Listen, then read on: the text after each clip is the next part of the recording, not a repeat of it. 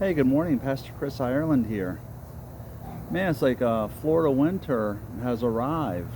It's low 50s out here this morning. And Christmas Eve, I think we're not going to get out of the 40s. So, I don't know. It's going to feel kind of nice.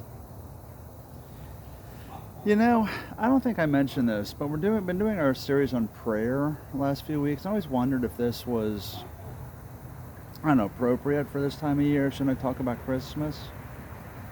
And I thought, no, because faith and prayer are like essential to what Christmas is all about.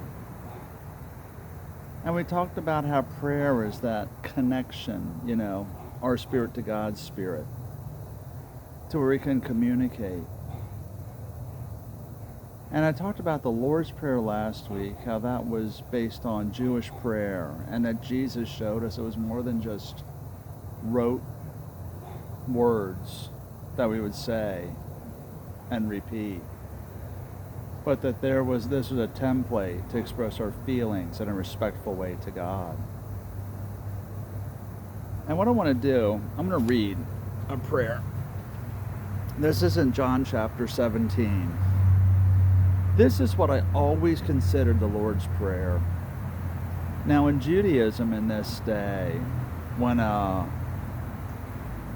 elder was dying, he would leave instructions, and this would be his departing prayer, because he said this right before he was led away to be arrested and executed. But what I want you to notice, listen to the tone, listen to that connection, listen to the personal words, listen to the passion, listen to the honesty, and listen to feeling. This is why I call this the Lord's Prayer. Father, the hour has come. Glorify your Son so he can give glory back to you, for you have given him authority over everyone. He gives eternal life to each one you've given him. And this is the way to have eternal life, to know you, the only true God, and Jesus Christ, the one you sent to earth. I brought glory to you here on earth by completing the work you gave me to do. Now, Father, bring me into the glory we shared before the world began. I have revealed you to the ones you gave me from this world. They were always yours. You gave them to me, and they have kept your word. Now they know that everything I have is a gift from you. For I have passed on to them the message you gave me. They accepted it and know that I came from you, and they believe you sent me. My prayer is not for the world, but for those you have given me, because they belong to you. All who are mine belong to you, and you have given them to me. So they bring me glory. Now I am departing from the world. They are staying in this world, but I am coming to you. Holy Father, you've given me your name. Now protect them by the power of your name, so that they will be united just as we are. During my time here, I protected them by the power of the name you gave me. I guarded them so that not one was lost except the one headed for destruction, as the scriptures foretold. Now that I'm coming to you, I told them many things while I was with them in this world, so they would be filled with my joy.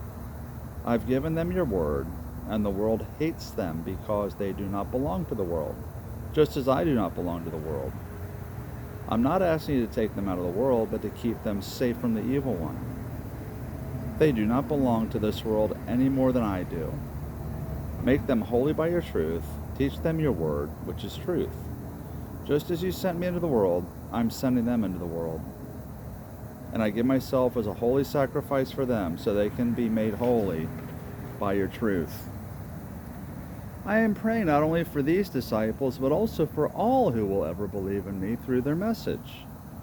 I pray that they will all be one, just as you and I are one, as you are in me, Father, and I'm in you. And may they be in us, so that the world will believe you sent me.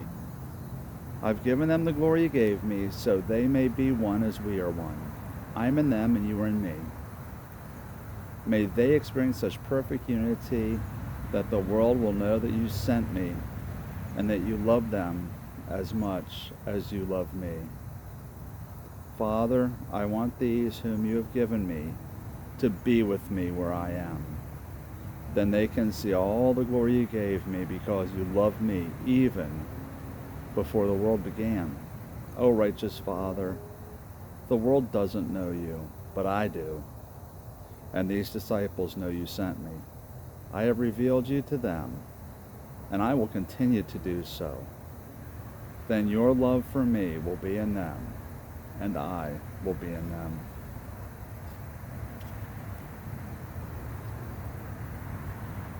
His heart, his compassion, his personal connection. That's the example of what prayer is. So as you go through this day, may your prayers be as close and as intimate as Jesus was in John 17. Tomorrow's the last Sunday of Advent. We've done hope, peace, joy, and tomorrow's the Sunday of love. And then 1 week till Christmas. I pray you have a great day, a great weekend.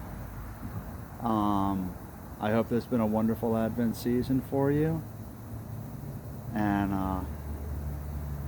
guys, this has been fun. Next week, I want to talk about fasting, because I got a question of fasting and prayer and fasting. What's the fasting part? I'll talk about that next week.